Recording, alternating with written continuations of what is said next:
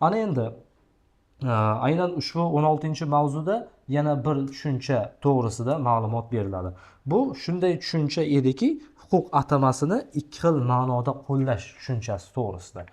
Huquq atamasi ikki ma'noda qo'llaniladi: obyektiv hamda subyektiv huquq ma'nosida. Obyektiv huquq normalarining yig'indisi, subyektiv huquq esa ma'lum bir shaxs yoki guruhga tegishli bo'lgan huquq. E'tibor qarating, huquq atamasini biz ikki xil ma'noda qo'llar ekanmiz. Birinchi ma'nosi demak obyektiv huquq, ikkinchi ma'no esa subyektiv huquq bo'ladi.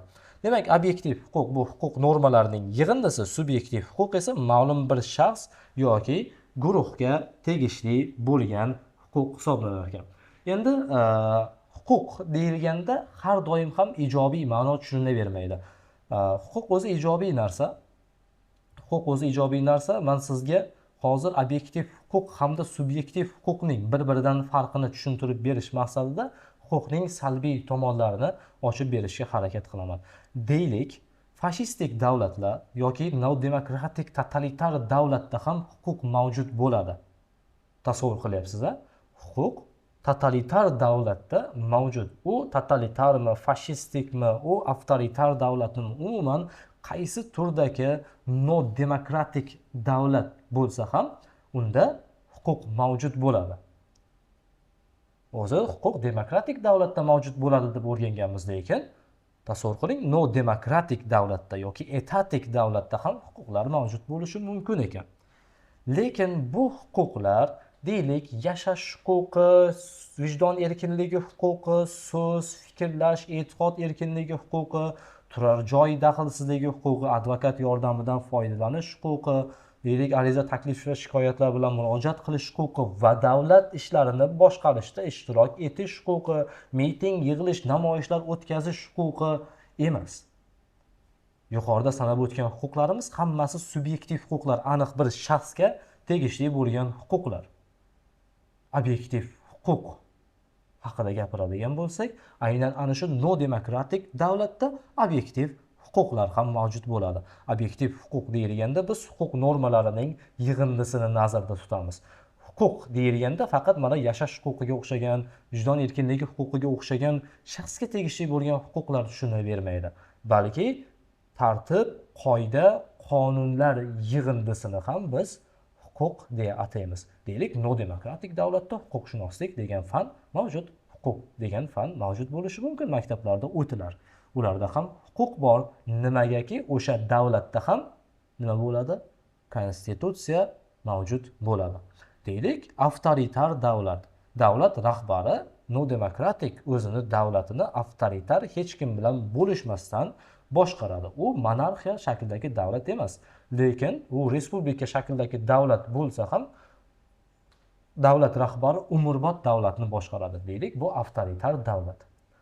Avtoritar davlatda o'sha davlatning konstitutsiyasida shunday yozilgan: palonchi umrbod mamlakatni boshqarish huquqiga ega deb yozilgan. Demak, qarang, yozilgan qonun hujjati mavjudmi? Demak, bu obyektiv huquq bo'lar ekan. Subyektiv huquq bu tushuniladigan tushuncha. Insonning tafakkuri orqali idrok qilinadigan tushuncha. Yashash huquqi, mana menda yashash huquqi bor, tushunyapman va aql idrokim bilan tasavvur va tafakkur qilyapman. Tushunyapsiz-a?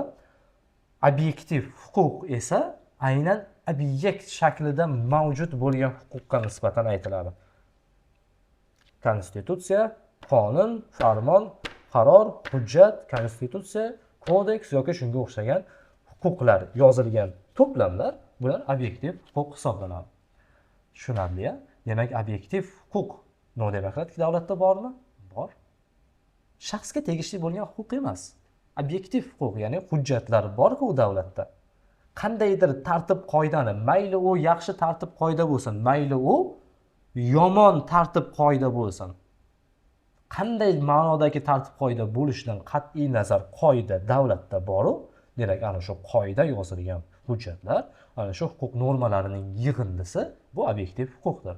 Subyektiv huquq shaxsga tegishli bo'lgan huquq. Mana qanday huquqim bor? Yashash huquqim bor. Demokratik davlatda yashash huquqim bor, demokratik davlatda esa yashash huquqim yo'q.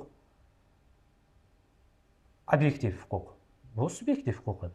Obyektiv huquq, demokratik davlatda obyektiv huquq bor. O'zbekiston konstitutsiyasi mavjud. Koreya Xalq Demokratik Respublikasi nodemokratik davlat deb hisoblasak, mabodo misol uchun keltirdik, lekin unda ham konstitutsiya bor. Ya'ni bu konstitutsiya uning obyektiv huquqi, ya'ni huquq normalari yig'ilgan bir joyda, demak u obyektiv huquq. Subyektiv huquqni ushlab ko'rib bo'lmaydi. Yashash huquqi, qara, rangi sariq, katta, kichkina, 3 burchakmi, 4 burchakmi? Javob berish mumkin bo'lsa, ya'ni bu tafakkur orqali idrok qilinadi. Xuddi qalb qayerda? Bu yerdami, bu yerdami, bu yerdami? Bu subyektiv huquq. Qalbni qayerdaligini bilmaymiz, tafakkur bilan idrok qilamiz faqat.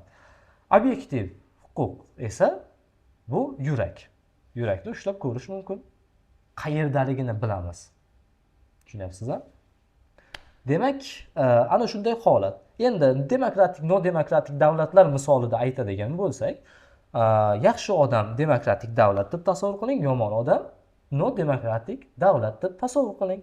Vijdon qayerda? Vijdon yaxshi odamda bormi? Yaxshi odamda vijdon bor. Qayerda? Uni bilib bo'lmaydi. Uni ushlab ko'rib, his qilib bo'lmaydi. Uni faqat tafakkur orqali idrok qilish mumkin. Yomon odamda vijdon bormi? Yo'q. Ya'ni demokratik davlatda subyektiv huquq bor. Lekin yomon davlatda, ya'ni nodemokratik davlatda yomon insonda subyektiv huquq yo'q deb tasavvur qilasiz. Obyektiv huquq esa bu aytganimizdek yurak. U yaxshi odamda ham bor, yomon odamda ham bor. Bu predmet shaklida mana ko'ksimizning chap tomonida yaxshi odam bo'lsak-da, yomon odam bo'lsak-da bor, lekin vijdon hammada yo'q. Ko'ryapsiz, nodemokratik davlatda shunday obyektiv huquqlar bo'lishi mumkin ekan. Lekin subyektiv huquq obyektiv huquqsiz mavjud bo'la olmaydi.